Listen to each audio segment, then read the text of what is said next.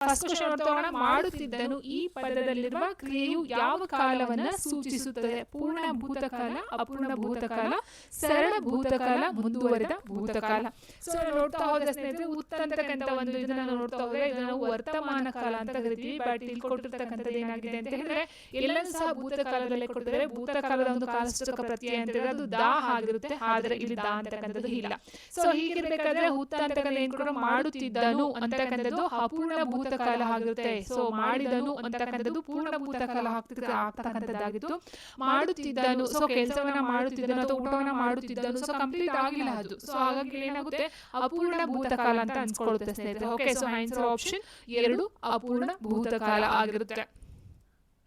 ಇನ್ನು ಎರಡನೇ ಪ್ರಶ್ನೆ ನೋಡ್ತಾ ಹೋದ್ರೆ, ಈ ಕೆಳಗಿನ ಪದಗಳನ್ನು ಹಾಗೂ ಸಂಧಿಗಳನ್ನು ಹೊಂದಿಸಿ ಬರೆಯಿರಿ ಅಂತ ಕೊಟ್ಟಿದ್ದಾರೆ.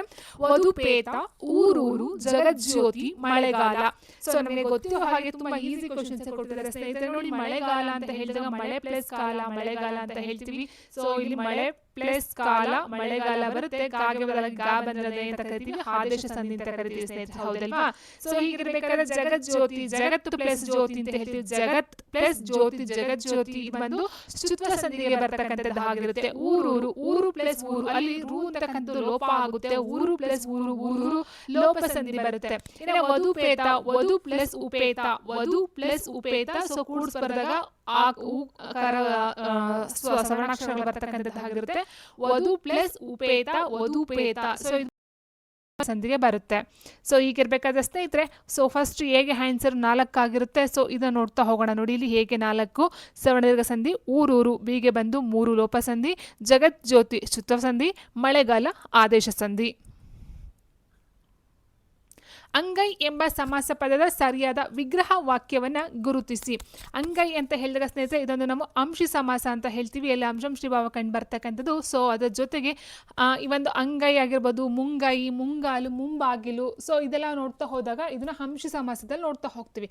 ಸೊ ಅಂಗೈನ ಬಿಡಿಸಿದಾಗ ನಾವೇನಾಗುತ್ತೆ, ಕೈಯ ಪ್ಲಸ್ ಅಡಿ ಅಂಗೈ ಅಂತ ಹೇಳ್ತೀವಿ ಸ್ನೇಹಿತರೆ. ಓಕೆ, ಕೈಯ ಪ್ಲಸ್ ಅಡಿ ಅಂಗೈ, ಕೈಯ ಪ್ಲಸ್ ಮುಂದೆ ಮುಂಗೈ. ಸೊ ಇದನ್ನ ಹೇಳ್ತಾ ಹೋಗ್ತೀವಿ. ಆ್ಯಂಡ್ ನೆಕ್ಸ್ಟು, ಈ ಮುಂದಿನ ಪದಗಳಲ್ಲಿ ಯಾವ ಪದದ ಪದ ವಿಭಜನೆ ಸರಿಯಾಗಿದೆ ಎಂಬುದನ್ನು ಗುರುತಿಸಿ. ಭೇದ ಪ್ಲಸ್ ವಿಲ್ಲ, ಭೇದವಿಲ್ಲ ಅಂತ ಕೊಟ್ಟಿದ್ದಾರೆ. ಇಲ್ಲಿ ಕೇಳಿರ್ತಕ್ಕಂಥದ್ದು ಸರಿಯಾಗಿದೆ ಅಂತ ಕೇಳಿದರೆ ಭೇದ ಪ್ಲಸ್ ಇಲ್ಲ, ಭೇದ ಪ್ಲಸ್ ಇಲ್ಲ, ಭೇದವಿಲ್ಲ. ಮಾರಿಗೆ ಪ್ಲಸ್ ಔತಣ, ಮಾರಿಗೌತಣ. ಕೇಡ ಪ್ಲಸ್ ಆದುದ್ದು, ನೋಡಿ ಇಲ್ಲಿ ಆದುದ್ದು ಅಂತ ಬರಬೇಕು, ಕೇಡಾದುದ್ದು. ಸೊ ಇಲ್ಲಿ ಹಾ ಇಲ್ಲ, ಸೊ ಹಾಗಾಗಿ ಇದು ತಪ್ಪಾಗುತ್ತೆ. ಸಕ ಪ್ಲಸ್ ಆಣೆ, ಸಕನಾಣೆ. ಸೊ ಇದು ಸಹ ತಪ್ಪಾಗಿದೆ ಸ್ನೇಹಿತರೆ. ಸರಿಯಾದಂಥ ಒಂದು ಉತ್ತರ ಮಾರಿಗೆ ಪ್ಲಸ್ ಔತಣ, ಮಾರಿಗೌತಣ. ಇದು ಸರಿಯಾದಂಥ ಒಂದು ಏನು ಪದವನ್ನು ಬಿಡಿಸ್ತಕ್ಕಂಥದ್ದು ಆಗಿರುತ್ತೆ. ನೆಕ್ಸ್ಟ್ ಚರಿತದಿಂದ ಅಭಿಷೇಕಂ ಅಂತ ಕೊಟ್ಟಿದ್ರೆ, ಚರಿತದಿಂದ ಅಭಿಷೇಕಂ ಪದದ ಸರಿಯಾದ ಪದ ವಿಭಜನೆ ಯಾವುದು? ಚರಿತ ಪ್ಲಸ್ ಅಭಿಷೇಕಂ. ಸೊ ಅಭಿಷೇಕಂ ಅಂತೂ ಕಂಪಲ್ಸರಿ ಬರಲೇಬೇಕು. ಸೊ ಹಾಗಾಗಿ ಇಲ್ಲಿ 2 ಮತ್ತು 4 ತಪ್ಪಾಗುತ್ತೆ. ಅಭಿಷೇಕಂ ಸರಿಯಾಗಿದೆ. ಚರಿತದಿಂದ ಪ್ಲಸ್ ಅಭಿಷೇಕಂ, ಆಪ್ಷನ್ 3 ಚರಿತದಿಂದ ಪ್ಲಸ್ ಅಭಿಷೇಕಂ, ಚರಿತದಿಂದ ಅಭಿಷೇಕಂ ಅಂತಕ್ಕಂಥದ್ದು ಆಗಿರುತ್ತೆ.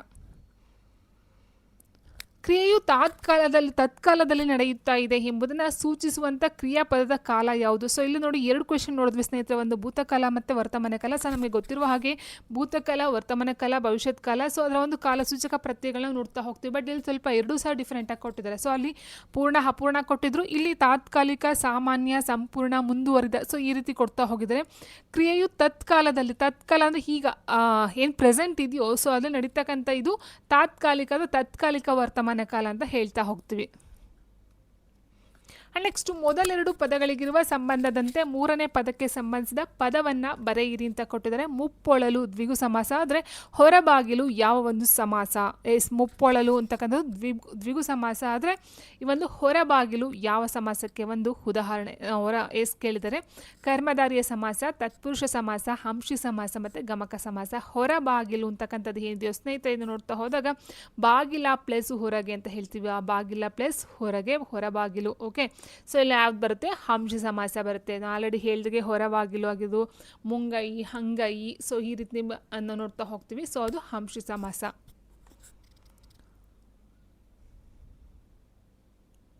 ಆ್ಯಂಡ್ ನೆಕ್ಸ್ಟ್ ಹೊಂದಿಸಿ ಬರೆಯಿರಿ. ತಲೆದೂಗು, ಕತ್ತಿ ಮಸೆ, ಎರಡು ಬಗೆ ಕಟ್ಟುಕತೆ. ಸೊ ನಮಗೆ ಗೊತ್ತಿರುವ ಹಾಗೆ ಸ್ನೇಹಿತರೆ, ಕಟ್ಟುಕತೆ ಅಂದರೆ ಸುಳ್ಳು ಮಾತು ಅಂತ ಹೇಳ್ತೀವಿ, ಹೌದಲ್ವಾ? ಸುಳ್ಳು ಮಾತು, ಕಟ್ಟುಕತೆ ಅಂತಕ್ಕಂಥದ್ದು. ಸೊ 2 ಬಂತು. ಡಿಗೆ 2 ಎಲ್ಲಿದೆ ನೋಡಿ, ಇಲ್ಲಿದೆ. ಸೊ ಇಷ್ಟು ಸಾಕಾದರೆ ಸಾಕು ನಮಗೆ ಅಂತ ಗೊತ್ತಾಗ್ಬಿಡುತ್ತೆ. ತಲೆದೂಗು ಅಂತ ಹೇಳಿದಾಗ ಮೆಚ್ಚುಗೆಯನ್ನು ಸೂಚಿಸುವಂತಕ್ಕಂಥದ್ದು ಆಗುತ್ತೆ. ಕತ್ತಿ ಮಸೆ ಅಂತ ಹೇಳಿದ್ರೆ ಈ ಒಂದು ಹಗೆಯನ್ನು ಸಾಧಿಸುವಂತಕ್ಕಂಥದ್ದು. ಆ್ಯಂಡ್ 2 ಬಗೆ ಅಂದರೆ ದ್ರೋಹವನ್ನು ಮಾಡುವಂತಕ್ಕಂಥ ಅರ್ಥ ಬರುತ್ತೆ ಸ್ನೇಹಿತರೆ. ನುಡಿಗಟ್ಟುಗಳನ್ನು ನೋಡ್ತಾ ಹೋಗ್ತೀವಿ. ನೆಕ್ಸ್ಟ್ ಅಳಲೆಕಾಯಿ ಪಂಡಿತ ಎಂಬ ನುಡಿಗಟ್ಟಿನ ಅರ್ಥವನ್ನು ಕೇಳಿದರೆ, ಅಳಲೆಕಾಯಿ ಪಂಡಿತ ಅಂದರೆ ಧನ್ವಂತರಿ, ನಕಲಿ ವೈದ್ಯ, ನಾಟಿ ವೈದ್ಯ, ಕಾಯಿ ಪಲ್ಯ ವೈದ್ಯ ಅಂತ ಕೊಟ್ಟಿದ್ದಾರೆ. ಸೊ ಅಳಲೆಕಾಯಿ ಪಂಡಿತ ಅಂತಂದರೆ ನಕಲಿ ವೈದ್ಯ ಅಂತ ಒಂದು ನುಡಿಗಟ್ಟನ್ನು ನೋಡ್ತಾ ಹೋಗ್ತೀವಿ ಸ್ನೇಹಿತರೆ. ಆಪ್ಷನ್ 2 ಆಗಿರುತ್ತೆ. ವಿಭಕ್ತಿ ಮತ್ತು ಕಾರಕಾರ್ಥಗಳ ಯಾವ ಜೋಡಿಗಳು ಸರಿಯಾಗಿವೆ ಎಂಬುದನ್ನು ಗುರುತಿಸಿ ಅಂತ ಕೊಟ್ಟಿದ್ದಾರೆ. ಸೊ ನಾವು ನೋಡ್ತಾ ಹೋದಾಗೆ ಸ್ನೇಹಿತರೆ, ಚತುರ್ಥಿ ಸಂಪ್ರದಾನ ಕೊಟ್ಟಿದ್ದಾರೆ, ಸಪ್ತಮಿ ಅಧಿಕರಣ ಕೊಟ್ಟಿದ್ದಾರೆ, ಪಂಚಮಿ ಕರ್ಮಾರ್ಥ ಕೊಟ್ಟಿದ್ದಾರೆ, ಷಷ್ಠಿ ಅಪದಾನ ಕೊಟ್ಟಿದ್ದಾರೆ. ನೋಡಿ ಇಲ್ಲಿ ಪಂಚಮಿಗೆ ಅಪದಾನ ಬರುತ್ತೆ, ಪಂಚಮಿಗೆ ಅಪದಾನ ಬರುತ್ತೆ. ಇಲ್ಲ ಷಷ್ಠಿಗೆ ಬರ್ತಕ್ಕಂಥ ಸಂಬಂಧ ಬರುತ್ತೆ. ಓಕೆ, ಸೊ ಹೀಗಿರಬೇಕಾದ್ರೆ ಸಪ್ತಮಿ ಅಧಿಕರಣ ಸರಿ ಇದೆ, ಚತುರ್ಥಿ ಸಂಪ್ರದಾನ ಸರಿಯಾಗಿದೆ. ಸೊ ಇಲ್ಲಿ 2 ಮಾತ್ರ ಸರಿ ಇದೆ, ಎ ಮತ್ತು ಬಿ ಮಾತ್ರ ಸರಿಯಾಗಿದೆ. ಸೊ ನೋಡ್ತಾ ಹೋದರೆ ಪ್ರಥಮ ಬರುತ್ತೆ, ಪ್ರಥಮಾಗಿ ನಾವು ನೋಡ್ತಾ ಹೋದರೆ ಕರ್ತೃ ಬರುತ್ತೆ, ದ್ವಿತೀಯ ಕರ್ಮ ಬರುತ್ತೆ, ತೃತೀಯ ಕರ್ಣಾರ್ಥ ಬರುತ್ತೆ. ಆ್ಯಂಡ್ ನೆಕ್ಸ್ಟ್ ಚತುರ್ಥಿಗೆ ನೋಡ್ತಾ ಹೋದಾಗೆ ಎಸ್ ಸಂಬಂಧ. ಸೊ ಈ ರೀತಿ ನಾವು ನೋಡ್ತಾ ಹೋಗ್ತೀವಿ ಸ್ನೇಹಿತರೆ,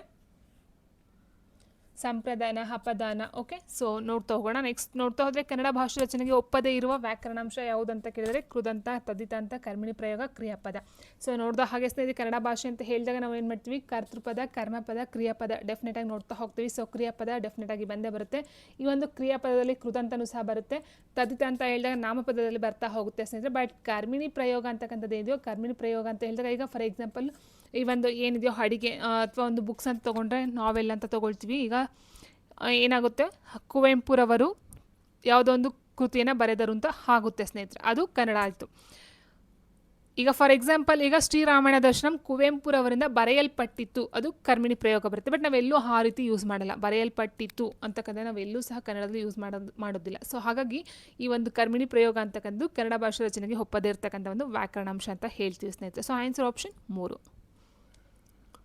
ಮುಂದಿನ ಯಾವ ಪದ ಅನ್ಯ ದೇಶೀಯ ಪದವಲ್ಲ ಅಂತ ಕೇಳಿದರೆ, ಅನ್ಯ ದೇಶೀಯ ಪದ ಅಲ್ಲ ಅಂದರೆ ಅದೊಂದು ಕನ್ನಡ ಪದ ಅಂತ ಕೇಳಿದ್ದಾರೆ. ಸೊ ಕನ್ನಡ ಪದ ಯಾವುದ್ರಲ್ಲಿ ನೋಡಿ, ರೈತ ಅಂತಕ್ಕಂಥದ್ದು ಸಂಸ್ಕೃತ ಪದಕ್ಕೆ ಬರುತ್ತೆ ಸ್ನೇಹಿತರೆ.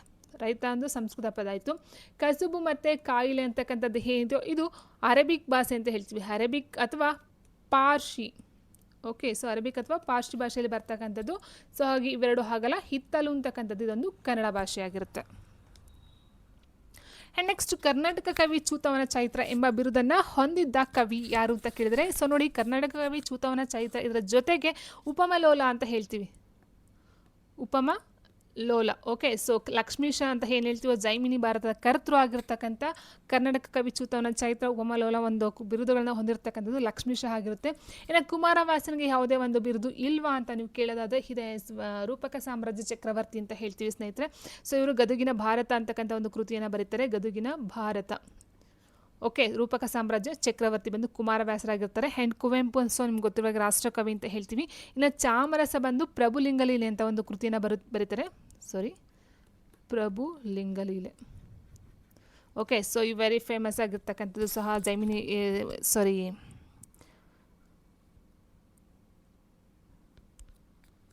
ಪ್ರಭುಲಿಂಗಲೀಲೆ ಬಂದು ಚಾಮರಸರವರು ಬರೆದಿರ್ತಕ್ಕಂಥದ್ದು. ಸೊ ಇಷ್ಟ ನೋಡ್ಕೊಳ್ತಾ ಹೋಗಿ ಸ್ನೇಹಿತರೆ. ಸೊ ವೆರಿ ಇಂಪಾರ್ಟೆಂಟ್ ಅಂತ ಹೇಳ್ಬಹುದಾಗಿರುತ್ತೆ. ಜೈಮಿನಿ ಭಾರತ ಲಕ್ಷ್ಮೀಶ ಬರೆದಿರ್ತಕ್ಕಂಥದ್ದು. ನೆಕ್ಸ್ಟ್ ಹೊಂದಿಸಿ ಬರೆಯಿರಿ ಅಂತ ಕೊಟ್ಟಿದ್ದಾರೆ. ಶಾಂತಿನಾಥ, ಹರಿಹರ, ಚಾಮರಸ, ಮಹಾಲಿಂಗರಂಗ, ಲಿಂಗರಾಜ. ಆಲ್ರೆಡಿ ಹೇಳಿದಾಗೆ ಚಾಮರಸ ಬಂದು ಪ್ರಭುಲಿಂಗಲೀಲೆ, ಹೌದಲ್ವಾ ಸ್ನೇಹಿತರೆ? ಸೊ ಇದೊಂದ ನೋಡ್ಕೊಳ್ತಾ ಹೋಗಿ ನೀವು ನೋಡಿ, ಸಿಗೆ 1 ಎಲ್ಲಿದೆ, ಸಿಗೆ 1 ಇಲ್ಲಿದೆ ನೋಡಿ. ಸೊ ಆನ್ಸರ್ ಇದಾಗಿರುತ್ತೆ ಅಷ್ಟೇ. ಶಾಂತಿನಾಥ ಬಂದು ಸುಕುಮಾರ ಚರಿತೆ. ಆ್ಯಂಡ್ ನೆಕ್ಸ್ಟ್ ಹರಿಹರ ಬಂದು ಮುಡಿಗೆಯ ಅಷ್ಟಕ. ಚಾಮರಸ ಬಂದು ಪ್ರಭುಲಿಂಗಲೀಲೆ. ಮಹಾಲಿಂಗರಂಗ ಅಂತಕ್ಕಂಥವ್ರು ಬಂದು ಅನುಭವ ಮೃತ ಅಂತಕ್ಕಂಥದ್ದಾಗುತ್ತೆ. ಲಿಂಗರಾಜ ಬಂದು ನರಪತಿ ವಿಜಯ. ನೆಕ್ಸ್ಟ್ ಕನ್ನಡದ ಮೊಟ್ಟ ಮೊದಲ ವಿಶ್ವಕೋಶ ಯಾವುದು? ವಿವೇಕ ಚಿಂತಾಮಣಿ, ಕೃಷ್ಣರಾಜ ಭಾರತ, ಕೈವಲ್ಯ ಪದ್ಧತಿ, ತ್ರಿಪುರ ದಹನ. ಕನ್ನಡದ ಮೊಟ್ಟ ಮೊದಲ ವಿಶ್ವಕೋಶ ಯಾವುದಂತ ಹೇಳಿದ್ರೆ ಸ್ನೇಹಿತರೆ, ನಿಜಗುಣ ಶಿವಯೋಗಿಯವರು ಬರೆದಿರ್ತಕ್ಕಂಥ ನಿಜಗುಣ ಶಿವಯೋಗಿ. ಬರೆದಿರ್ತಕ್ಕಂಥ ವಿವೇಕ ಚಿಂತಾಮಣಿ ಅಂತಕ್ಕಂಥದ್ದು ಕನ್ನಡದ ಮೊಟ್ಟ ಮೊದಲ ವಿಶ್ವಕೋಶ ಆಗಿರುತ್ತೆ. ಸ್ಥಾನಪಲ್ಲಟವಾಗಿರೋ ಪದಗಳನ್ನು ಕ್ರಮಬದ್ಧವಾಗಿ ಜೋಡಿಸಿ ಸರಿಯಾದ ವಾಕ್ಯವನ್ನು ಗುರುತಿಸಿ. ದೊರಕಲಿಲ್ಲ ಯಾವ ಪ್ರೇರಣೆಯು ಹೊಸಗನ್ನಡ ಸಾಹಿತ್ಯಕ್ಕೆ ತನ್ನ ಹಿಂದಿನ ಸಾಹಿತ್ಯದಿಂದ. ನೋಡಿ, ಇಲ್ಲಿ ದೊರಕಲಿಲ್ಲ ಅಂತಕ್ಕಂಥದ್ದು ಕಂಪ್ಲೀಟಾಗಿ ಕೊಟ್ಟಿರ್ತಕ್ಕಂಥದ್ದು ವಾಕ್ಯದ ಕೊನೆಯಲ್ಲಿ ಬರೆದಿರ್ತಕ್ಕಂಥದ್ದು ಒಂದು ಕ್ರಿಯಾಪದ ಆಗಿರುತ್ತೆ ಸ್ನೇಹಿತರೆ. ಸೊ ಕ್ರಿಯಾಪದ ಅಂತ ಹೇಳಿದಾಗ ಕ್ರಿಯಾಪದ ನಮಗೆ ಒಂದು ವಾಕ್ಯದ ಕೊನೆಯಲ್ಲಿ ಬರ್ತಕ್ಕಂಥದ್ದು. ಸೊ ಅಂತಕ್ಕಂಥ ನಮಗೆ ಲಾಸ್ಟಲ್ಲಿ ಬರಬೇಕು, ಕೊನೆಯಲ್ಲಿ ಬರಬೇಕು. ಸೊ ಹಾಗಿರ್ಬೇಕಾದ್ರೆ 2 ಮತ್ತು 3 ಆಗೋದಿಲ್ಲ. ಸೊ ಉಳಿದಂತೆ ನೋಡ್ತಾ ಹೋಗೋಣ. ಈ ಫಸ್ಟ್ ಒನ್ ನೋಡ್ತೀವಿ ಅಂತ ಹೇಳಿದ್ರೆ, ತನ್ನ ಹಿಂದಿನ ಸಾಹಿತ್ಯದಿಂದ ಯಾವ ಪ್ರೇರಣೆಯೂ ಹೊಸಗನ್ನಡ ಸಾಹಿತ್ಯಕ್ಕೆ ದೊರಕಲಿಲ್ಲ, ಇದು ಬರುತ್ತೆ. ಇಲ್ಲ, ಇದು ನೋಡ್ತೀವಿ ಅಂತ ಹೇಳಿದ್ರೆ, ಹೊಸಗನ್ನಡದ ಸಾಹಿತ್ಯಕ್ಕೆ ತನ್ನ ಹಿಂದಿನ ಸಾಹಿತ್ಯದಿಂದ ಯಾವ ಪ್ರೇರಣೆಯೂ ದೊರಕಲಿಲ್ಲ. ಆನ್ಸರ್ ಆಪ್ಷನ್ 4 ಆಗುತ್ತೆ ಸ್ನೇಹಿತರೆ. ಯಾಕಂತಂದರೆ ನೋಡಿ, ಇಲ್ಲಿ ಏನಾಗಿದೆ, ತನ್ನ ಹಿಂದಿನ ಸಾಹಿತ್ಯದಿಂದ ಹೊಸಗನ್ನಡಕ್ಕೆ ಬರಲ್ಲ, ಹೊಸಗನ್ನಡ ಸಾಹಿತ್ಯಕ್ಕೆ ತನ್ನ ಹಿಂದಿನ ಸಾಹಿತ್ಯದಿಂದ ಬರುತ್ತೆ. ಅರ್ಥ ಮಾಡ್ಕೊಳ್ತಾ ಹೋಗಿ, ಹೊಸಗನ್ನಡ ಸಾಹಿತ್ಯಕ್ಕೆ. ಸೊ ಇದು ನಾವು ಕರ್ತೃಪದದಲ್ಲಿ ನೋಡ್ತಾ ಹೋಗ್ತೀವಿ. ಸೊ ಸ್ಟಾರ್ಟಿಂಗ್ ಏನು ಬರುತ್ತೋ, ಹೊಸಗನ್ನಡ ಸಾಹಿತ್ಯಕ್ಕೆ ತನ್ನ ಹಿಂದಿನ ಸಾಹಿತ್ಯದಿಂದ ಯಾವ ಪ್ರೇರಣೆಯೂ ದೊರಕಲಿಲ್ಲ. ಓಕೆ, ಸೊ ಆನ್ಸರ್ ಆಪ್ಷನ್ 4 ಆಗಿರುತ್ತೆ. ನೆಕ್ಸ್ಟ್ ಮುಂದಿನಗಳಲ್ಲಿ ಯಾವುದು ಅ ಸ್ವರಗಳ ಉತ್ಪತ್ತಿ ಸ್ಥಾನವಾಗಿದೆ. ಮೂರ್ಧವ್ಯ ಅಂತ ತೊಗೊಂಡ ಸ್ನೇಹಿತರೆ, ಮೂಗಿನ ಸಹಾಯದಿಂದ ನಾವು ಉಚ್ಚಾರಣೆಯನ್ನು ಮಾಡ್ತಕ್ಕಂಥದ್ದು ಚ ಚ ಚ ಅಂತ ಏನು ಹೇಳ್ತೀವೋ, ಸೊ ಅದು ಮೂರ್ಧನ್ಯ ಬರುತ್ತೆ, ಚಾವರ್ಗ. ಇನ್ನು ತಾಲವ್ಯ ಅಂತ ಹೇಳಿದ್ರೆ ಈ ಒಂದು ಟ ಟ ಡ ಅಂತ ಏನು ಹೇಳ್ತೀವೋ ಸ್ನೇಹಿತರೆ, ಸೊ ಅದು ಬರುತ್ತೆ. ಇನ್ನು ಕಂಠ್ಯ ಅಂತ ಹೇಳಿದ್ರೆ ಕಚಡಿತ ಅಕ್ಷರಗಳವರೆಗೆ ಬರುತ್ತೆ, ಉಚ್ಚಾರಣೆ ಕಂಠದಿಂದ ಉಚ್ಚಾರಣೆ ಬರ್ತಕ್ಕಂಥದ್ದು. ದಂತ್ಯ ಅಂತ ಹೇಳಿದ್ರೆ ಹಲ್ಲುಗಳ ಒಂದು ಉಚ್ಚಾರಣೆ, ತತ್ತ ದದನ ಅಂತ ಏನು ಹೇಳ್ತೀವೋ, ಸೊ ಹಲ್ಲುಗಳ ಒಂದು ಉಚ್ಚಾರಣೆಯಲ್ಲಿ ಬರ್ತಕ್ಕಂಥದ್ದು ದಂತ್ಯ ಆಗುತ್ತೆ. ಬಟ್ ಇಲ್ಲಿ ಅಂತಕ್ಕಂಥದ್ದು ನಮಗೆ ಮೂಗಿನ ಸಹಾಯದಿಂದ ಬರುತ್ತಾ, ಮೂಗು ಮುಚ್ಕೊಂಡು ಸಹ ಆನ ಹೇಳ್ಬಹುದು. ಸೊ ಮೂರ್ಧವ್ಯ ಬರಲ್ಲ, ತಾಲವ್ಯನೂ ಸಹ ಬರೋದಿಲ್ಲ, ಅದು ಬರ್ತಕ್ಕಂಥದ್ದು ದಂತ್ಯ ಅಂತ ಹೇಳಿದಾಗ ಹಲ್ಲುಗಳ ಸಹಾಯದಿಂದ ಬರಲ್ಲ. ಇ ಓಕೆ, ಈ ಬೇಡ, ಅಂತೇಳಿ ನಮಗೆ ಕಂಠದಿಂದ ಬರ್ತಕ್ಕಂಥ ಅಕ್ಷರಗಳಾಗಿರುತ್ತೆ. ಸೊ ಆನ್ಸರ್ ಆಪ್ಷನ್ 3 ಆಗಿರುತ್ತೆ. ನೆಕ್ಸ್ಟ್ ಗುಂಪಿಗೆ ಸೇರದ ಪದವನ್ನು ಗುರುತಿಸಿ. ಎಡೆ ಸ್ಥಳ, ಆನನ ಅಂದರೆ ಮುಖ, ನೃಪ ಅಂದರೆ ಮಂತ್ರಿ, ಪಥ ಅಂದರೆ ದಾರಿ. ಸೊ ನಮಗೆ ಗೊತ್ತೇ ಇದೆ ಸ್ನೇಹಿತರೆ, ಪಥ ಮೀನ್ಸ್ ದಾರಿ ಅನ್ನೋದು ಗೊತ್ತಿದೆ. ಆನನ ಅಂದರೆ ಮುಖ. ಫಾರ್ ಎಕ್ಸಾಂಪಲ್ ನಿಮಗೆ ಹೇಳಿ ಗಜಾನನ ಅಂತ ಹೇಳ್ತೀವಿ. ಗಜಾನನ ಅಂತ ಹೇಳಿದ್ರೆ ಆನೆಯ ಮುಖವನ್ನು ಹೊಂದಿರತಕ್ಕಂಥದ್ದು ಯಾರೋ ಗಣಪತಿ, ಹೌದಲ್ವಾ. ಸೊ ಅದು ನಮ್ಗೆ ಗೊತ್ತಿದೆ. ಆನನ ಮೀನ್ಸ್ ಮುಖ, ಪಥ ಅಂದರೆ ದಾರಿ, ಎಡೆ ಅಂದರೆ ಸ್ಥಳ ಬರುತ್ತೆ ಸ್ನೇಹಿತರೆ. ಬಟ್ ನೃಪ ಅಂದರೆ ಮಂತ್ರಿ ಬರಲ್ಲ. ನೃಪ ಅಂತ ಹೇಳಿದ್ರೆ ರಾಜ, ಅರಸ ಅನ್ನೋ ಒಂದು ಅರ್ಥದಲ್ಲಿ ಬರುತ್ತೆ. ಸೊ ಮಂತ್ರಿನೇ ಬೇರೆ, ರಾಜನೇ ಬೇರೆ ಅಲ್ವಾ. ಸೊ ಹಾಗಾಗಿ ಇಲ್ಲಿ ಗುಂಪಿಗೆ ಸೇರಿದ ಪದ ಅಂತ ಹೇಳಿದ್ರೆ ಅದು ಆಪ್ಷನ್ 3 ಆಗಿರುತ್ತೆ. ಆ್ಯಂಡ್ ನೆಕ್ಸ್ಟು ಭಿನ್ನಾಭಿಪ್ರಾಯ ಪದದ ವಿರುದ್ಧಾರ್ಥಕ ಪದವನ್ನು ಮುಂದಿನ ಆಯ್ಕೆಗಳಲ್ಲಿ ಗುರುತಿಸಿ. ಭಿನ್ನಾಭಿಪ್ರಾಯ ಅಂದರೆ ಒಬ್ಬೊಬ್ಬರ ಅಭಿಪ್ರಾಯ ಒಂದೊಂದು ರೀತಿಯಲ್ಲಿ ಇರ್ತಕ್ಕಂಥದ್ದು ಆಗಿರುತ್ತೆ ಸ್ನೇಹಿತರೆ. ಅಭಿಪ್ರಾಯ ಅಂದರೆ ಅಭಿಪ್ರಾಯ ಸಿಂಗಲ್ ಆಯಿತು. ಆ ಭಿನ್ನಾಭಿಪ್ರಾಯಕ್ಕೆ ವಿರುದ್ಧಾರ್ಥಕ ಪದ ಅಂತ ಹೇಳಿದ್ರೆ ಅದು ಏಕಾಭಿಪ್ರಾಯ. ಏಕಾಭಿಪ್ರಾಯ ಅಂದರೆ ಒಂದೇ ಅಭಿಪ್ರಾಯ, ಎಲ್ಲರದು ಸಹ ಒಂದೇ ಅಭಿಪ್ರಾಯ ಆಗಿರ್ತಕ್ಕಂಥದ್ದು. ಆ್ಯಂಡ್ ನೆಕ್ಸ್ಟು ಧಾತುವನ್ನು ಈ ಮುಂದಿನ ಹೆಸರಿನಿಂದ ಗುರುತಿಸುತ್ತಾರೆ. ಧಾತು ಅಂತ ಹೇಳಿದಾಗ ನಾವು ಸ್ನೇಹಿತರೆ ಕ್ರಿಯಾಪದದ ಮೂಲ ರೂಪವನ್ನು ನಾವು ಧಾತು ಅಂತ ಕರಿತೀವಿ. ಕ್ರಿಯಾಪದದ ಮೂಲ ರೂಪ. ಓಕೆ, ಸೊ ಕ್ರಿಯಾಪದದ ಮೂಲ ರೂಪವನ್ನು ನಾವು ಧಾತು ಅಂತ ಕರಿತೀವಿ. ಸೊ ಹೀಗಿರಬೇಕಾದ್ರೆ ಪ್ರತ್ಯಯ ಬರೋದಿಲ್ಲ, ನಾಮ ಪ್ರಕೃತಿ ಬರೋದಿಲ್ಲ ಸ್ನೇಹಿತರೆ. ಕ್ರಿಯಾ ಪ್ರಕೃತಿಯನ್ನು ನಾವು ಧಾತು ಅಂತ ಕರಿತೀವಿ. ಸೊ ಕ್ರಿಯಾ ವಿಶೇಷಣವೂ ಸಹ ಬರೋದಿಲ್ಲ. ಇಲ್ಲಿ ಕ್ರಿಯಾಪದದ ಒಂದು ಮೂಲ ರೂಪ ಧಾತು ಅಂತ ಹೇಳಿದ್ರೆ, ಫಾರ್ ಎಕ್ಸಾಂಪಲ್ ಇಲ್ಲಿ ಹೋದನು ಅನ್ನೋದು ಪದರ ಒಂದು ಧಾತು ಯಾವುದು ಅಂತ ಹೇಳಿದ್ರೆ ಹೋಗು ಅಂತ ಆಗುತ್ತೆ. ಬಂದನುಕ್ಕೆ ಒಂದು ಕ್ರಿಯಾಪದದ ಮೂಲ ರೂಪ ಧಾತು ಅಂತ ಹೇಳಿದ್ರೆ ಬಾ ಅಂತ ಆಗುತ್ತೆ. ಅಥವಾ ತಿಂದನು, ತಿನ್ನು ಅಂತಕ್ಕಂಥದ್ದು ಆಗುತ್ತೆ. ಆಟವನ್ನು ಆಡಿದನು ಅಂತ ಹೇಳಿದಾಗ ಆಡಿದನು ಅದಕ್ಕೆ ಹಾಡು ಅಂತಕ್ಕಂಥದ್ದು. ಸೊ ಆಟ ಅಂತಕ್ಕಂಥದ್ದು ಒಂದು ಧಾತು ಆಗಿರುತ್ತೆ. ಸೊ ಈ ರೀತಿ ಧಾತು ಅಂತಕ್ಕಂಥದ್ದು ಯಾವುದೇ ಒಂದು ಇದಕ್ಕೋದ್ರೂ ಸಹ ತನ್ನ ಒಂದು ಮೂಲ ರೂಪವನ್ನು ಕಳ್ಕೊಳ್ಳೋದಿಲ್ಲ. ಸೊ ಅದನ್ನು ನಾವು ಧಾತು ಅಂತ ಕರಿತೀವಿ. ಓಕೆ, ಕ್ರಿಯಾಪದದ ಮೂಲ ರೂಪ ಧಾತು ಆಗಿರುತ್ತೆ. ಸೊ ಕ್ರಿಯಾ ಪ್ರಕೃತಿ ಅಂತಲೂ ಸಹ ಕರಿಬಹುದಾಗಿರುತ್ತೆ. ಈ ಮುಂದಿನ ಪದಗಳಲ್ಲಿ ಸಾಧಿತ ಧಾತು ಯಾವುದು? ಸಹಜ ಧಾತು, ಸಾಧಿತ ಧಾತು ಅಂತ ಹೇಳ್ತೀವಿ ಸ್ನೇಹಿತರೆ. ಸಾಧಿತ ಧಾತುನಲ್ಲಿ ಇಸು ಅಂತಕ್ಕಂಥ ಒಂದು ಪ್ರತ್ಯಯವನ್ನು ಸೇರಿಸ್ತಾ ಹೋದಾಗ ನಾವು ಸಾಧಿತ ಧಾತು ಅಂತ ಹೇಳ್ತೀವಿ. ಸೊ ಹಬ್ಬಾರ ಪ್ಲಸ್ ಇಸು ಹಬ್ಬರಿಸು. ಸೊ ಆಪ್ಷನ್ 2 ಹಬ್ಬರಿಸು ಅಂತಕ್ಕಂಥದ್ದು ಸಾಧಿತ ಧಾತು ಆಗಿರುತ್ತೆ. ಆ್ಯಂಡ್ ನೆಕ್ಸ್ಟ್ ಈ ಕೆಳಗಿನ ಸಂಯೋಜನೆಯಲ್ಲಿ ದ್ವಿರುಕ್ತಿ ಸಂಯೋಜನೆಯನ್ನು ಗುರುತಿಸಿ ಅಂತ ಕೊಟ್ಟಿದ್ದಾರೆ. ಸೊ ದ್ವಿರುಕ್ತಿ ಅಂತ ಹೇಳಿದ್ರೆ ಸ್ನೇಹಿತರೆ ಫಸ್ಟ್ ದ್ವಿ ಮೀನ್ಸ್ 2 ಪ್ಲಸ್ ಉಕ್ತಿ. ಒಂದು ಪದವನ್ನು 2 ಸರಿ ರಿಪೀಟ್ ಮಾಡ್ತಾರೆ. ಆ್ಯಂಡ್ ಆ ಒಂದು ಪದಕ್ಕೆ ಏನಂತ ಹೇಳಿದ್ರೆ ಪದದ ಅರ್ಥವನ್ನು ಹೊಂದಿರತಕ್ಕಂಥದ್ದು ಆಗಿರುತ್ತೆ. ಅದಕ್ಕೆ ಅರ್ಥ ಇರುತ್ತೆ. ಅರ್ಥ ಮೀನ್ಸ್ ಮೀನಿಂಗ್ ಇರ್ತಕ್ಕಂಥ ಒಂದು ಪದ ಎರಡು ಸಾರಿ ಬಂದರೆ ಅದನ್ನು ನಾವು ದ್ವಿರುಕ್ತಿ ಅಂತ ಕರಿತೀವಿ. ಫಾರ್ ಎಕ್ಸಾಂಪಲ್ ನೋಡಿ, ಇಲ್ಲಿ ತಳ ತಳ ಪಳ ಸರಸರ ಅಂತ ಕೊಟ್ಟಿದ್ದಾರೆ. ಇದನ್ನು ನಾವು ದ್ವಿರುಕ್ತಿ ಅಂತ ಕರೆಯೋದಕ್ಕಾಗಲ್ಲ. ಯಾಕಂತಂದರೆ ಇದು ಯಾವುದೇ ಒಂದು ಅರ್ಥವನ್ನು ಹೊಂದಿಲ್ಲ. ಇದೊಂದು ಅನುಕರಣೆಯಿಂದ ಬಂದಂಥ ಪದಗಳಾಗಿರುತ್ತೆ, ಅನುಕರಣ ಪದಗಳಂತ ಹೇಳ್ತೀವಿ. ಇನ್ನು ಮನೆ ಮಠ, ಗಿಡಗಂಟಿ, ಕಾಳು ಕಡಿ ಇದೆಲ್ಲ ನಾವು ಏನಂತ ಹೇಳ್ತೀವಿ, ಜೋಡು ನುಡಿಗಳಂತ ಹೇಳ್ತಾ ಹೋಗ್ತೀವಿ ಸ್ನೇಹಿತರೆ. ಬಟ್ ಕಟ್ಟ ಕಡೆಗೆ, ನಟ್ಟ ನಡುವೆ, ಮೊತ್ತ ಮೊದಲು ಇದನ್ನೆಲ್ಲ ನಾವು ದ್ವಿರುಕ್ತಿ ಅಂತ ಕರಿತೀವಿ. ಸೊ ಇಲ್ಲಿ ಒಂದು ಪದ ಎರಡು ಸರಿ ಬಂದಿಲ್ಲ ನೋಡಿ. ಕಟ್ಟ ಕಡೆಗೆ ಅಂದರೆ ಕಡೆಗೆ ಕಟ್ಟ ಕಡೆಗೆ, ನಟ್ಟ ನಡುವೆ, ನಡುವೆ ಪ್ಲಸ್ ನಡುವೆ, ನಟ್ಟ ನಡುವೆ, ಮೊಟ್ಟ ಮೊದಲು, ಮೊಟ್ಟ ಮೊದಲು. ಸೊ ಮೊದಲು ಪ್ಲಸ್ ಮೊದಲು, ಮೊಟ್ಟ ಮೊದಲು. ಓಕೆ, ಸೊ ಇದನ್ನ ಅರ್ಥ ಮಾಡ್ಕೊಳ್ತಾ ಹೋಗಿ. ಬಿಡಿಸ್ಬಾರ್ದಾಗ ನಿಮಗೆ ಮೊತ್ತ ಮೊದಲು, ಮೊದಲು ಪ್ಲಸ್ ಮೊದಲು, ಮೊತ್ತ ಮೊದಲು, ನಡುವೆ ಪ್ಲಸ್ ನಡುವೆ, ನಟ್ಟ ನಡುವೆ, ಕಡೆಗೆ ಪ್ಲಸ್ ಕಡೆಗೆ, ಕಟ್ಟ ಕಡೆಗೆ ಅರ್ಥ ಮಾಡ್ಕೊಳ್ತಾ ಹೋಗಿ. So answer option 1 ದ್ವಿರುಕ್ತಿ. ಕೆಳಗಿನ ನಾವು ಹೊಂದಿಸಿ ಬರೆಯುವಂತ ಕೊಟ್ಟಿದ್ದಾರೆ. ಅದ್ಯಾಹಾರ, ಯಮಕೆ, ಕಮಟ, ಖೇಚರ. ಸ್ನೇಹಿತರೆ ನೋಡ್ತಾ ಹೋಗಿ. ಮೂಳೆ, ಗಂಧರ್ವ, ಊಹೆ, ಆಮೆ ಅಂತ ಕೊಟ್ಟಿದ್ದಾರೆ. ಖೇಚರ ಮೀನ್ಸ್ ಗಂಧರ್ವ ಅನ್ನೋ ಅರ್ಥ ನಮಗೆ ಗೊತ್ತಿದೆ. ಇದೊಂದು ತುಂಬಾ ಒಂದು ಇದಾಗಿರ್ತಕ್ಕಂಥದ್ದು. ಇದು ನೋಡ್ತಾ ಹೋದಾಗ ಡಿಗೆ 2 ಎಲ್ಲಿದೆ ನೋಡ್ತಾ ಹೋಗಿ. ಡಿಗೆ 2 ಇಲ್ಲಿದೆ ನೋಡಿ. ಸೊ ನೋಡಿ, ಅದ್ಯಾಹಾರ ಅಂತ ಹೇಳಿದ್ರೆ ಊಹೆ ಅಂತ ಅರ್ಥ ಬರುತ್ತೆ. ಯಮಕೆ ಅಂತ ಹೇಳಿದ್ರೆ ಮೂಳೆ ಅಂತ ಅರ್ಥ ಬರುತ್ತೆ. ಕಮಟ ಅಂತ ಹೇಳಿದ್ರೆ ಆಮೆನ ಅರ್ಥದಲ್ಲಿ ಬರುತ್ತೆ. ಖೇಚರ ಅಂದರೆ ಗಂಧರ್ವ ಅರ್ಥದಲ್ಲಿ ಬರುತ್ತೆ. ಸೊ ಆನ್ಸರ್ ಆಪ್ಷನ್ 1 ಆಗಿರುತ್ತೆ. ಮೊದಲೆರಡು ಪದಗಳಿಗಿರುವ ಸಂಬಂಧದಂತೆ ಮೂರನೇ ಪದಕ್ಕೆ ಸಂಬಂಧಿಸಿದ ಪದವನ್ನು ಬರೆಯಿರಿ ಅಂತ ಕೊಟ್ಟಿದ್ದಾರೆ. ಖೇಚರ ಅಂತ ಹೇಳಿದ್ರೆ ಪಕ್ಷಿನ ಅರ್ಥ ಕೊಟ್ಟಿದ್ದಾರೆ ಸ್ನೇಹಿತರೆ. ಕಾರ್ಪಸ ಅಂದರೆ ಏನಂತ ಹೇಳಿದ್ರೆ, ಕಾರ್ಪಸ ಮೀನ್ಸ್ ಇದೊಂದು ಸಂಸ್ಕೃತ ಪದ ಆಗಿರುತ್ತೆ. ಸಂಸ್ಕೃತ ಪದ ಕಾರ್ಪಸ ಅಂತ ಹೇಳ್ತೀವಿ. ಕನ್ನಡದಲ್ಲಿ ಅದನ್ನು ಹತ್ತಿ ಅಂತ ಹೇಳ್ತೀವಿ. ಆಪ್ಷನ್ 2 ಹತ್ತಿ. ಕಾರ್ಪಸ ಸಂಸ್ಕೃತ ಪದ, ಹತ್ತಿ ಕನ್ನಡ ಪದದಲ್ಲಿ ನೋಡ್ತಾ ಹೋಗ್ತೀವಿ.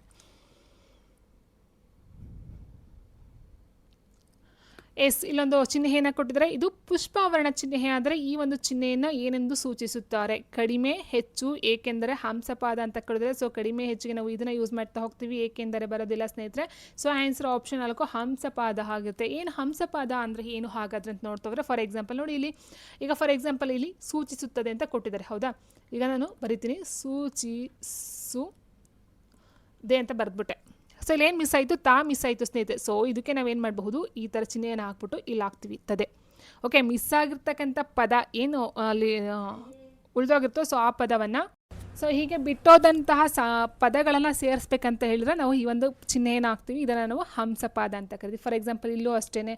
ಈಗ ಹಂಸಪಾದ ಅಂತ ಇದೆ. ಸೊ ಹಾಕ್ತೀವಿ ಹಂಸ, ಅಂತ ಬರಿತೀವಿ. ಸೊ ಇಲ್ಲಿ ಅಂತ ಸೇರಿಸ್ಕೊಳ್ಬೋದು ಈ ಒಂದು ಚಿಹ್ನೆಯನ್ನು ಹಾಕಿ. ಇದನ್ನು ಹಂಸಪಾದ ಅಂತ ಕರಿತೀವಿ. ಆ್ಯಂಡ್ ನೆಕ್ಸ್ಟ್ ಬಬ್ಬ ಅಕ್ಷರಗಳು ಓಷ್ಟ ವರ್ಣಗಳೆಂದರೆ ವ ಅಕ್ಷರವು ಯಾವ ವರ್ಣವೆನಿಸುತ್ತದೆ? ಈಗ ಬಬ್ಬ ಮೀನ್ಸ್ ಈ ಒಂದು ಓಷ್ಟ ಮೀನ್ಸ್ ತುಟಿಗಳಿಂದ ಉಚ್ಚಾರಣೆನ ಮಾಡ್ತೀವಿ. ಹೌದಾ, ಅಪ್ಪ ತುಟಿಯಿಂದ ಉಚ್ಚಾರಣೆಯನ್ನು ಮಾಡ್ತಕ್ಕಂಥದ್ದು.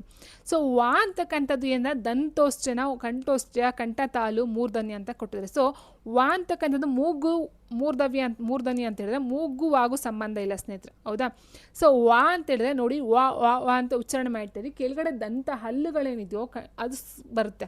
ಈಗ ಕಂಠ ಅಂತ ಹೇಳಿದ್ರೆ ವಾ ಅಂತಕ್ಕಂಥದ್ದು ಕಂಠಕ್ಕೂ ಸಹ ಸಂಬಂಧಪಟ್ಟಂಥದ್ದೆಲ್ಲ, ಕಂಠ ಬರೋದಿಲ್ಲ, ದಂತ್ಯೋಷ್ಟಕ್ಕೆ ಬರುತ್ತೆ. ಮೀನ್ಸ್ ನೀವು ಒಂದು 2-3 ಸರಿ ಉಚ್ಚಾರಣೆ ಮಾಡಿ ವಾ ಅಂತ. ಸೊ ಅಲ್ಲಿ ಹಲ್ಲುಗಳು ಕೆಳಗಡೆ ದವಡೆ ಹಲ್ಲುಗಳೇನಿದೆಯೋ ಸೊ ಅದರ ಒಂದು ಸಹಾಯದಿಂದ ಉಚ್ಚಾರಣೆನ ಮಾಡ್ತಕ್ಕಂಥದ್ದು ಆಗಿರುತ್ತೆ. ನೆಕ್ಸ್ಟ್ ಸ್ವರಕ್ಕೆ ಸ್ವರ ಪರವಾದಾಗ ಕೆಲವು ವೇಳೆ ಸಂಧಿಯಾಗುವುದಿಲ್ಲ. ಇದನ್ನು ಏನೆಂದು ಕರೆಯುತ್ತೇವೆ? ಅಕ್ಷರ ಸಂಧಿ, ಲೋಪ ಸಂಧಿ, ಪ್ರಕೃತಿ ಭಾವ, ಸ್ವರಭಾವ.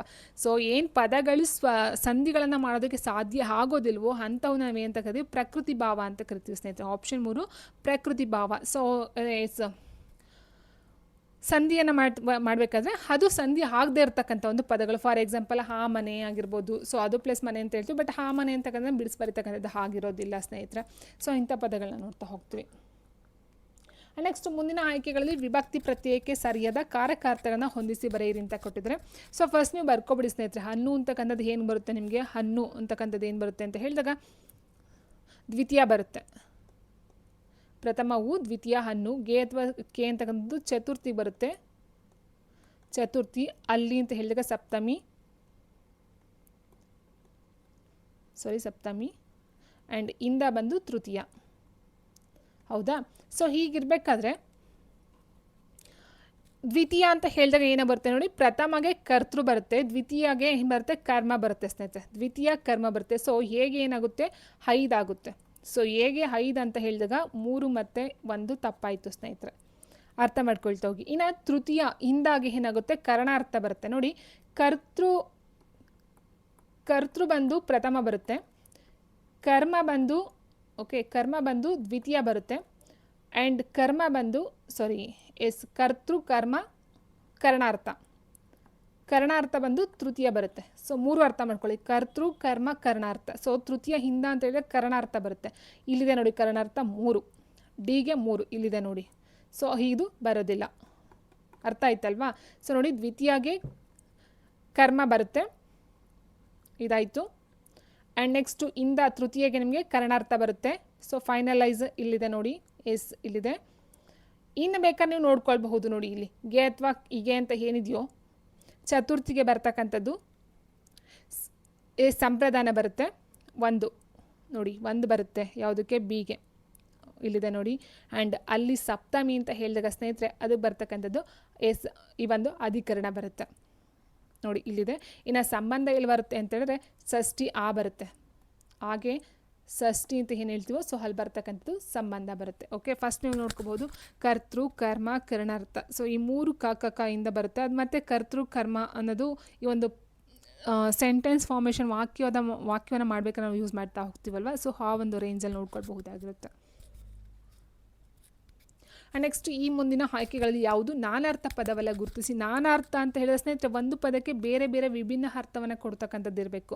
ಇಲ್ಲಿ ಕೊಟ್ಟಿದ್ದಾರೆ ವಚನ ಅಂದರೆ ಆಣೆ ಮಾತು ಅಂತ ಕೊಟ್ಟಿದ್ದಾರೆ, ಕರ ಅಂದರೆ ತೆರಿಗೆ ಕೈ ಅಂತ ಕೊಟ್ಟಿದ್ದಾರೆ, ತಿರೆ ಭೂಮಿ ದರೆ ಕೊಟ್ಟಿದ್ದಾರೆ, ಅರಸು ರಾಜ ಹುಡುಕು ಅಲ್ವಾ. ಸೊ ಈಗ ಅರಸು ಅಂದರೆ ರಾಜ ಅನ್ನೋ ಅರ್ಥ ಬರುತ್ತೆ, ಹುಡುಕೋದು ಅಂತಲೂ ಅರ್ಥ ಬರುತ್ತೆ, ಸರ್ಚ್ ಮಾಡ್ತಕ್ಕಂಥದ್ದು.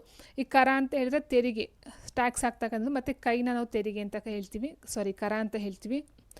ಬಟ್ ತಿರೆಗೆ ಏನಾಗಿದೆ ಅಂತ ಹೇಳಿದ್ರೆ ಸ್ನೇಹಿತರೆ ತಿರೆಗೆ ಭೂಮಿ ಮತ್ತು ದರೆ ಅಂತ ಕೊಟ್ಟಿದ್ದಾರೆ. ದರೆ ಭೂಮಿ 2 ಒಂದೇ ಅರ್ಥ ಸ್ನೇಹಿತರೆ. ಭೂಮಿ ಅಂದ್ರೂ ಭೂಮಿನೇ, ತಿರೆ ಅಂದ್ರೂ ಭೂಮಿನೇ, ದರೆ ಅಂದ್ರೂ ಭೂಮಿನೇ. ಬಟ್ ಇಲ್ಲಿ ನಾನಾರ್ಥ ಬಂದಿಲ್ಲ, ಸಮಾನಾರ್ಥಕ ಪದವನ್ನು ಕೊಟ್ಟಿದ್ದಾರೆ. ಹಾಗಾಗಿ ಆನ್ಸರ್ ನಾವು ಆಪ್ಷನ್ 3 ತೊಗೊಳ್ಬೇಕಾಗುತ್ತೆ. ಅರ್ಥ ಮಾಡ್ಕೊಳ್ತೀವಿ, ತುಂಬ ಈಸಿಯಾಗಿದೆ ನೋಡಿದ ತಕ್ಷಣ. ಬಟ್ ನಾವು ಎಗರು ಮುಗಿಸೋದಿಲ್ಲನೇ. ತಿರೆ ಅಂದ್ರೂ ಭೂಮಿ, ಭೂಮಿ ಅಂದ್ರೂ ಭೂಮಿ, ದರೆ ಅಂದ್ರೂ ಭೂಮಿ. ಇಲ್ಲಿ ನಾನಾರ್ಥ ಬಂದಿಲ್ಲ, ಸಮಾನಾರ್ಥಕ ಪದ ಬಂದಿದೆ.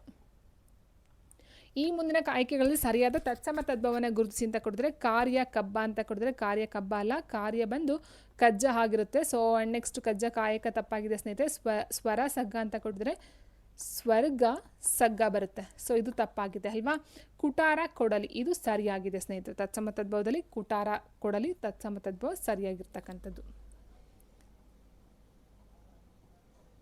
ನೆಕ್ಸ್ಟು ಸರಿ ಹೊಂದದ ಗುಂಪನ್ನೇ ಗುರುತಿಸಿ. ರತಿಭಾವ ಅಂದರೆ ಶೃಂಗಾರ, ಹಾಸ್ಯ ಅಂದರೆ ಹಾಸ್ಯರಸ, ಜಿಗುಪ್ಸೆ ಭಾವ ಅಂದರೆ ಭೀಮತ್ಸರಸ, ಆ್ಯಂಡ್ ಉತ್ಸಾಹ ಅಂದರೆ ರೌದ್ರರಸ ಅಂತ ಕೊಟ್ಟರೆ ನೋಡಿ ಇಲ್ಲೇ ಅರ್ಥ ಆಗ್ಬಿಡುತ್ತೆ ನಿಮಗೆ. ರತಿಭಾವ ಅಂದರೆ ರತಿ ಮೀನ್ಸ್ ಶೃಂಗಾರದಲ್ಲಿ ಬರುತ್ತೆ, ಹಾಸ್ಯ ಬರುತ್ತೆ, ಜಿಗುಪ್ಸೆ ಭೀಮತ್ಸರಸ ಬರುತ್ತೆ, ಉತ್ಸಾಹ ಅಂದರೆ ಉತ್ಸಾಹ ಅನ್ನೋ ಒಂಥರ ಖುಷಿಯಲ್ಲಿ ಬರುತ್ತೆ, ಹೌದಲ್ವಾ. ಸೊ ಬಟ್ ರೌದ್ರ ಅಂದರೆ ಅದೊಂದು ಕೋಪ, ಒಂದು ಆವೇಶದಲ್ಲಿ ಬರ್ತಕ್ಕಂಥದ್ದು ಆಗಿರುತ್ತೆ. ಸೊ ಇದು ಆನ್ಸರು ಸರಿ ಹೊಂದದ ಗುಂಪು ಆಗಿರುತ್ತೆ. So answer option 4. ನೆಕ್ಸ್ಟ್ ಸಮಾಸಗಳಿಗೆ ಸಂಬಂಧಿಸಿದಂತೆ ಈ ಮುಂದಿನ ಯಾವ ಹೇಳಿಕೆ ಅಥವಾ ಹೇಳಿಕೆಗಳು ಸರಿಯಾಗಿದೆ ಅಥವಾ ಸರಿಯಾಗಿವೆ ಅಂತ ಕೇಳಿದರೆ ಅಂಶಿ ಸಮಾಸದಲ್ಲಿ ಪೂರ್ವಪದದ ಅರ್ಥವು ಪ್ರಧಾನವಾಗಿರುತ್ತೆ. ಸೊ ಆಲ್ರೆಡಿ ನಿಮ್ಗೆ ಕೊಟ್ಟ ಹಾಗೆ ಒಂದು ಮುಂಬಾಗಿಲು ಅಂತ ಕೊಟ್ಟೆ, ಅಥವಾ ಮುಂಗೈ, ಮುಂಬಾಗಿಲು, ಬಾಗಿಲು ಪ್ಲಸ್ ಮುಂದೆ. ಓಕೆ, ಸೊ ಇಲ್ಲಿ ಪೂರ್ವಪದದ ಅರ್ಥ ಏನಾಗಿದೆ? ಬಾಗಿಲು ಅಂದರೆ ಒಂದು ಎಸ್ಸಲ್ಲಿ ನಾಮಪದ ಆಗಿರುತ್ತೆ, ಪ್ರಧಾನವಾಗಿರುತ್ತೆ. ನೆಕ್ಸ್ಟ್ ಕನ್ನಡದ ಅಂಶಿ ಸಮಾಸದಲ್ಲಿ ಒಂದು ಪದ ಅವ್ಯಯವೂ ಇದ್ದಿರುತ್ತೆ. ಸೊ ಇಲ್ಲಿ ನೋಡಿ ಮುಂದೆ, ಹಿಂದೆ, ಅಡಿ, ಮುಂದು ಅಂತ ಬರುತ್ತೆ. ಬಟ್ ಇಲ್ಲಿ ಯಾವುದೇ ಒಂದು ಅವ್ಯಯ ಬರೋದಿಲ್ಲ.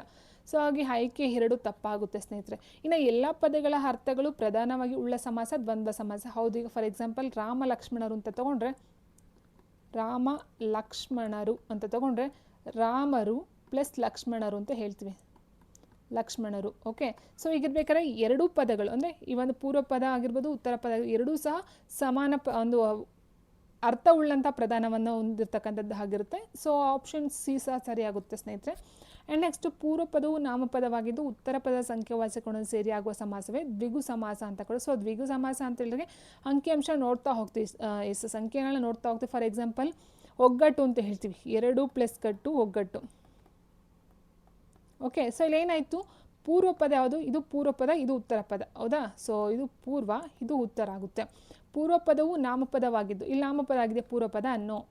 ಸಂಖ್ಯೆ ಆಗಿದೆ. ಉತ್ತರ ಪದ ಸಂಖ್ಯಾವಾಚಕ ತಪ್ಪು. ಸೊ ಇಲ್ಲೇನಾಗುತ್ತೆ, ಪೂರ್ವ ಪದ ಸಂಖ್ಯಾವಾಚಕ ಆಗಿರುತ್ತೆ, ಉತ್ತರ ಪದ ಬಂದು ಈ ಒಂದು ನಾಮಪದವಾಗಿರುತ್ತೆ. ಹಾಗಾಗಿ ಇದು ಉಲ್ಟಾ ಕೊಟ್ಟಿದ್ದಾರೆ, ಇದು ತಪ್ಪಾಗುತ್ತೆ ಸ್ನೇಹಿತರೆ. ಸೊ ಇಲ್ಲೇನಾಗುತ್ತೆ, ಆನ್ಸರು ಆಪ್ಷನ್ ಎ ಮತ್ತು ಆಪ್ಷನ್ ಸಿ ಎರಡು ಸಹ ಸರಿ ಇದೆ. ಹಾಗಾಗಿ ಆನ್ಸರ್ ಆಪ್ಷನ್ 3 ತಗೊಳ್ತೀವಿ. ನೆಕ್ಸ್ಟು, ಮನಃಶುದ್ಧಿ ಇಲ್ಲದವರಿಗೆ ಮಂತ್ರದ ಫಲವೇನು, ತನಶುದ್ಧಿ ಇಲ್ಲದವರಿಗೆ ತೀರ್ಥದ ಫಲವೇನು, ಇವು ಯಾರ ಸಾಲುಗಳಾಗಿವೆ? ಓಕೆ, ಸೊ ಜಗನ್ನಾಥದಾಸರು, ಬಸವಣ್ಣ, ಪುರಂದರದಾಸರು, ಸರ್ವಜ್ಞ. ಮನಃಶುದ್ಧಿ ಇಲ್ಲದವರಿಗೆ ಮಂತ್ರದ ಫಲವೇನು, ತನುಶುದ್ಧಿ ಇಲ್ಲದವರಿಗೆ ತೀರ್ಥದ ಫಲವೇನು. ಸೊ ಈ ಒಂದು ಸಾಲುಗಳನ್ನು ಕೊಟ್ಟಿರ್ತಕ್ಕಂಥವ್ರು ಯಾರಂತ ನೋಡ್ತಾ ಹೋದಾಗ ಸ್ನೇಹಿತರೆ, ಈ ಒಂದು ಕರ್ನಾಟಕ ಸಂಗೀತ ಪಿತಾಮಹ ಅಂತ ಹೇಳ್ತೀವಿ ಪುರಂದರದಾಸರನ್ನ. ಸೊ ಕರ್ನಾಟಕ ಸಂಗೀತ ಪಿತಾಮಹರು ಪುರಂದರದಾಸರು, ಇವರು ಇಲ್ಲಿರ್ತಕ್ಕಂಥ ಒಂದು ಸಾಲುಗಳ ಆಗಿರುತ್ತೆ. ನೆಕ್ಸ್ಟ್, ಗಾಂಧೀಜಿಯವರು ಗ್ರಾಮಗಳ ಉದ್ಧಾರವೇ ದೇಶದುದ್ಧಾರ ಎಂದು ಹೇಳಿದರು. ಈ ಹೇಳಿಕೆಯಲ್ಲಿರಬೇಕಾದ ಲೇಖನ ಚಿಹ್ನೆ ಯಾವುದು ಅಂತ ಕೊಟ್ಟಿದ್ದಾರೆ. ವಿವರಣಾತ್ಮಕ ಚಿಹ್ನೆ, ಭಾವಸೂಚಕ ಚಿಹ್ನೆ, ಆವರಣ ಚಿಹ್ನೆ, ಉದ್ಧರಣ ಚಿಹ್ನೆ ಅಂತ ಕೊಟ್ಟಿದ್ದಾರೆ. ಸೊ ನೋಡ್ತಾ ಹೇಳ್ಬೋದು ಸ್ನೇಹಿತರೆ, ವಿವರಣಾತ್ಮಕ ಚಿಹ್ನೆ ಎಲ್ಲೂ ಬರೋಕ್ಕೆ ಚಾನ್ಸೇ ಇಲ್ಲ ಇಲ್ಲಿ. ಆವರಣ ಅಂತ ಹಾಕೊಳ್ಳೋದಕ್ಕೆ ಸೊ ಆವರಣ ಸಹ ಇಲ್ಲಿ ಬರೋಂಗಿಲ್ಲ, ಭಾವಸೂಚಕನೂ ಸಹ ಇಲ್ಲ, ಉದ್ಧರಣ ಚಿಹ್ನೆ ಬರುತ್ತೆ. ಯಾಕಂತೇಳಿದ್ರೆ ಒಬ್ಬರು ಹೇಳಿರ್ತಕ್ಕಂಥ ಹೇಳಿಕೆಯನ್ನು ಯಥಾವತ್ತಾಗಿ ಹೇಳೋದಕ್ಕೆ ಬಳಸ್ತಕ್ಕಂಥ ಉದ್ಧರಣ ಚಿಹ್ನೆ ಆಗಿರುತ್ತೆ. ಯಾವುದಂತ ಹೇಳಿದ್ರೆ ಈ ರೀತಿ ನಾವು ಆಗ್ತೀವಲ್ಲ, ಸೊ ಉದ್ಧರಣ ಚಿಹ್ನೆ, ಸೊ ಇದಾಗಿರುತ್ತೆ. ಸೊ ಇದನ್ನು ನಾವು ಉದ್ಧರಣ ಚಿಹ್ನೆ ಅಂತ ಹೇಳ್ತೀವಿ. ಸೊ ಒಬ್ಬರು ಹೇಳಿರ್ತಕ್ಕಂಥ ಹೇಳಿಕೆನ ಯಥಾವತ್ತಾಗಿ ಹೇಳೋದಕ್ಕೆ ಬಳಸ್ತಕ್ಕಂಥ ಒಂದು ಚಿಹ್ನೆ ಇದಾಗಿರುತ್ತೆ. ಆ್ಯಂಡ್ ಲಾಸ್ಟ್ ಕ್ವೆಶನ್, ಆದರೆ ಆದಿತ್ಯವಾರ ಡ್ಯಾಶ್ ಈ ಗಾದೆ ಮಾತನ್ನು ಪೂರ್ಣಗೊಳಿಸಿ ಅಂತ ಕೊಟ್ಟಿದ್ದಾರೆ. ಆದರೆ ಆದಿತ್ಯವಾರ ಬಂದರೆ ಸೋಮವಾರ, ಆದರೆ ಆದಿತ್ಯವಾರ ಇದ್ದರೆ ಸೋಮವಾರ, ಆದರೆ ಆದಿತ್ಯವಾರ ಇಲ್ಲದಿದ್ದರೆ ಶನಿವಾರ, ಆದರೆ ಆದಿತ್ಯವಾರ ಹೋದರೆ ಸೋಮವಾರ. ನೋಡಿ ಅರ್ಥ ಮಾಡ್ಕೊಳ್ಳಿ, ಆದರೆ ಆದಿತ್ಯವಾರ ಹೋದರೆ ಸೋಮವಾರ, ಆದರೆ ಆದಿತ್ಯವಾರ ಹೋದರೆ ಸೋಮವಾರ. ಸೊ ಇದು ಈ ಒಂದು ಗಾದೆ ಮಾತಾಗಿರುತ್ತೆ ಸ್ನೇಹಿತರೆ.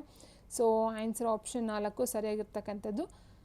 ಸೊ ಇದು ಬಂದು ಈ ಒಂದು ಲಾಸ್ಟ್ 2025 ಎಕ್ಸಾಮ್ಸಲ್ಲಿ ಕೇಳಿರ್ತಕ್ಕಂಥ ಪ್ರಶ್ನೆ ಉತ್ತರಗಳು, KE ಎಕ್ಸಾಮಲ್ಲಿ ಕೇಳಿರ್ತಕ್ಕಂಥದ್ದು ಆಗಿರುತ್ತೆ ಸ್ನೇಹಿತರೆ. KEಯಿಂದ ನಡೆದಿರ್ತಕ್ಕಂಥ ಒಂದು ಎಕ್ಸಾಮ್ಸ್ಗಳು. ಸೊ ರೀಸೆಂಟಾಗಿ ಕೇಳಿರ್ತಂಥ ಪೇಪರ್ ಅಂತೂ ತುಂಬಾ ಈಸಿಯಾಗಿದೆ. ಸೊ ಅಂಥ ಟಫ್ ಅಂತ ಕ್ವಶನ್ಸ್ ಏನಿಲ್ಲ ಇಲ್ಲಿ, ತುಂಬ ಈಸಿಯಾಗಿ, ತುಂಬ ಸಿಂಪಲ್ಲಾಗಿ, ತುಂಬ ಮೇನ್ ಕ್ವಶನ್ಸ್ಗಳನ್ನ ಕೇಳ್ತಾ ಹೋಗಿದ್ದಾರೆ. ಸೊ ಇದು 2025 ಒಂದು ಸಾಮಾನ್ಯ ಕನ್ನಡಕ್ಕೆ ಸಂಬಂಧಪಟ್ಟಂಥ 35 ಕ್ವೆಶನ್ಸ್ಗಳು. ಸೊ ಮುಂದುವರೆದ ಭಾಗ ಇಂಗ್ಲೀಷ್ 35 ಇರುತ್ತೆ, ಕಂಪ್ಯೂಟರ್ 30 ಇರುತ್ತೆ. ಸೊ ಅದು ನೆಕ್ಸ್ಟ್ ಕ್ಲಾಸಲ್ಲಿ ನೋಡ್ತಾ ಹೋಗೋಣ ಸ್ನೇಹಿತರೆ.